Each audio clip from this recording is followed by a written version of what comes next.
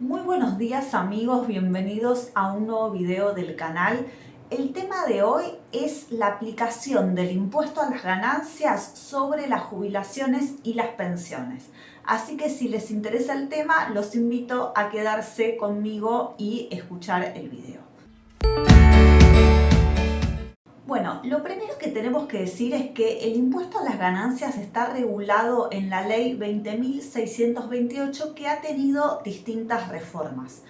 El problema que ocurre con la aplicación de este impuesto tanto sobre los jubilados como sobre los trabajadores en actividad es que durante mucho tiempo no se actualizaron correctamente las categorías. Entonces empezaron a quedar alcanzadas personas, ya sea trabajadores o jubilados, que en realidad no tenían un ingreso tan alto, pero ¿qué pasaba? Con la inflación fueron recibiendo aumentos y las categorías quedaron estáticas, sin actualización. Eso llevó a que, por ejemplo, en los últimos años prácticamente se triplicó la cantidad de jubilados alcanzados por el impuesto a las ganancias. Y lo mismo pasó con los trabajadores. Originalmente el impuesto a las ganancias estaba pensado solo para los altos directivos y ahora una gran cantidad de trabajadores que no tienen cargos jerárquicos quedan alcanzados también por este impuesto, ¿sí? Bueno, ese es el problema de fondo que tenemos. Por otro lado, tenemos que diferenciar dos situaciones. Una es el jubilado que mes a mes se le descuenta el impuesto a las ganancias de su jubilación. Y la otra es la del jubilado o pensionado o pensionada que inicia un juicio contra la ANSES para que le aumenten la jubilación en base a todos los fallos que fue dictando la Corte Suprema, que son los fallos Badaro, Sánchez, Elif, Blanco, ¿sí? Y cuando va a cobrar después de muchos años de juicio el retroactivo, ahí ANSES le efectúa una retención del 35% sobre el retroactivo, cosa que es muy injusta porque esas sumas eran sumas que el jubilado tendría que haber percibido mes a mes. El hecho de que de golpe cobre un retroactivo es porque ANSES durante años no le pagó lo que correspondía y esta persona tuvo que hacer un juicio, ¿sí? Entonces, por un lado, diferenciar esto. Por otra parte, la Corte Suprema comenzó a expedirse sobre la cuestión de la aplicación del impuesto a las ganancias. El primer fallo relevante es el fallo de Shin, ¿sí? Que es un fallo del año 2013, en el cual rechazó una acción de amparo de un jubilado que había obtenido la declaración de inconstitucionalidad de la aplicación del impuesto a las ganancias sobre la jubilación. La Corte Suprema lo que hizo es decir que en el marco cognoscitivo de la acción de amparo, ahora voy a explicar qué es esto porque sé que estos videos los ven tanto jubilados o personas que se quieren jubilar como abogados, ¿no?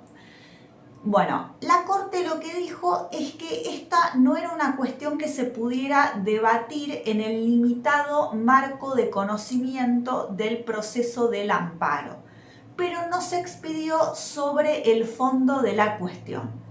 Recordemos que para la procedencia de una acción de amparo tiene que haber un acto que viole un derecho con arbitrariedad manifiesta, ¿sí?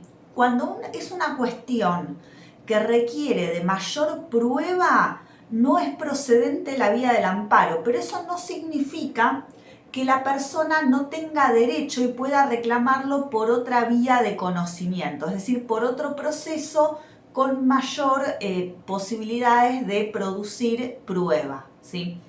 Bueno, entonces ese es el primer precedente, pero la Corte no había declarado nada respecto de la constitucionalidad o inconstitucionalidad del impuesto a las ganancias, ¿sí? Eso es muy importante tenerlo en cuenta. En el año 2019 llega a la Corte Suprema la causa García María Isabel, que se trataba de una acción declarativa contra la AFIP, es decir, esta persona optó por otra vía procesal.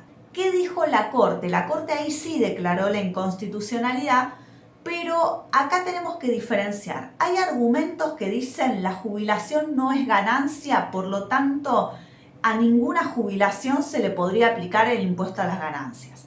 La Corte no dijo eso. La Corte dijo que nuestra normativa, es decir, la ley argentina de impuesto a las ganancias, no establecía ninguna diferenciación entre categorías de jubilados.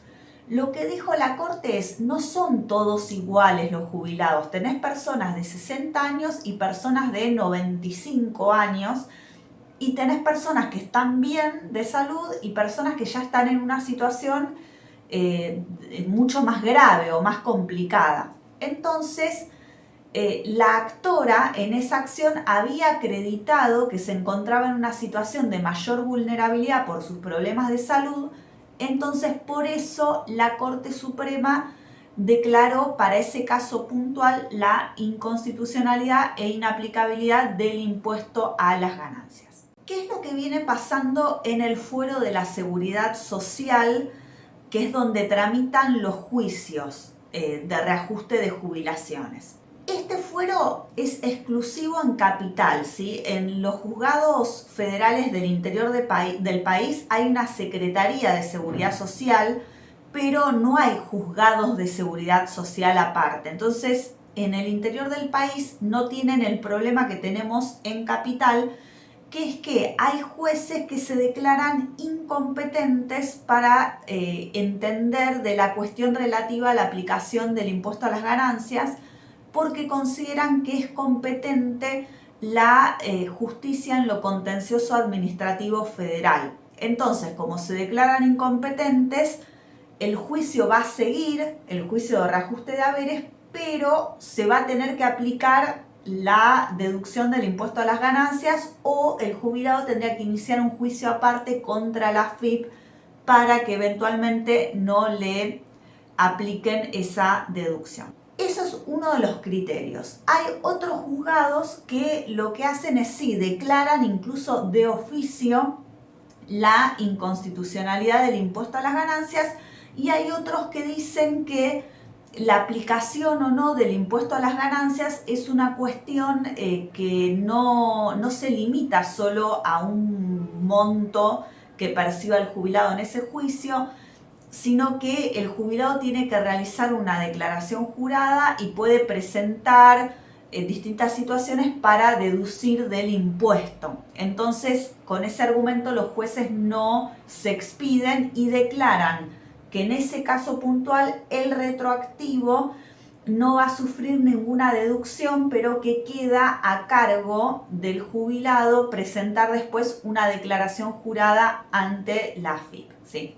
Esos son los criterios que hasta ahora veníamos observando en la jurisprudencia de la seguridad social. Ahora, en el mes de mayo, la Corte Suprema se expidió en un caso que se llama García Blanco, que justo es doble apellido y nos remite a dos precedentes súper importantes del fuero de la seguridad social, que son el fallo García y el fallo Blanco, que es como el fallo más importante de los últimos tiempos. Bueno, en este caso García Blanco declaró para un jubilado de 97 años, ¿sí?, que había cobrado el retroactivo, ANSES le retuvo del retroactivo el impuesto a las ganancias, y este jubilado pidió tanto en primera instancia como en Cámara que se le devuelvan esas sumas. La Cámara no se expidió, el juzgado de primera instancia se declaró incompetente, entonces esto terminó llegando a la Corte, ¿sí? Piensen, para los que no son abogados, que llegar a la Corte Suprema, sobre todo en este fuero, son años de tramitación. Entonces, ¿qué dijo la Corte? Principalmente dijo que estábamos ante una persona de una gran vulnerabilidad por la edad que tendría la persona en ese momento, que es 97 años. Por otro lado, ¿sí?, que se trata de un derecho alimentario, ¿sí?